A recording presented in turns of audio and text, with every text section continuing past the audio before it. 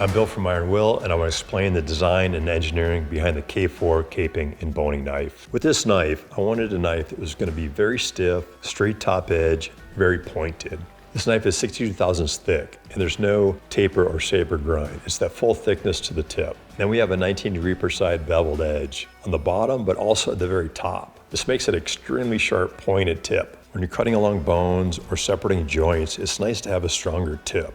We gave prototypes of this knife to several outfitters and got feedback that they like the stiff, straight blade for making precise cuts. It works great to remove the back straps along the spine, to remove the meat from the shoulder blade, to get into the hip socket, remove the quarters, and cutting the meat off the bone and the hind quarter itself. This narrow, sharp tip can be used to remove the antler burr, and with about 0.3 inches of sharpened top edge, you can actually cut upwards as well as you're going around that antler burr, removing the hide.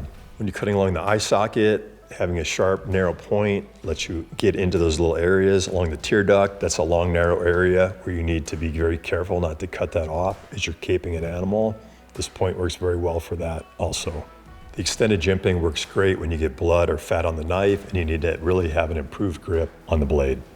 Our K3 boning and fillet knife is a 5-inch knife with a curved top edge, saber grind, much thinner, much more flexible. This is a 3.3-inch blade with the full 62 thousandths thick all the way, so it's much stiffer. It's a straight top edge. Many people prefer a boning knife that has a stiffer blade and a sharp top edge for making precise cuts, making this knife a great choice for boning as well. The CNC machine G10 handle was designed to be ultralight while providing a nice grip. The different ways you can grip this knife, this is probably the main way I use it, where you're putting your finger in the recess here, your thumb on the jimping on top, makes it a very comfortable knife.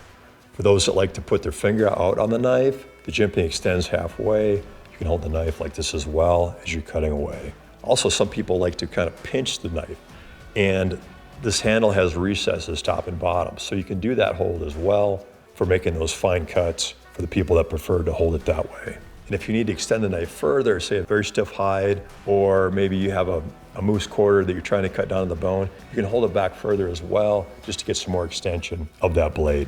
I think you'll find this handle design works great for many grip positions while providing minimal weight.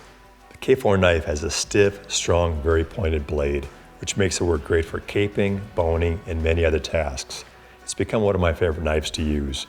Give it a try. I think you're going to love it.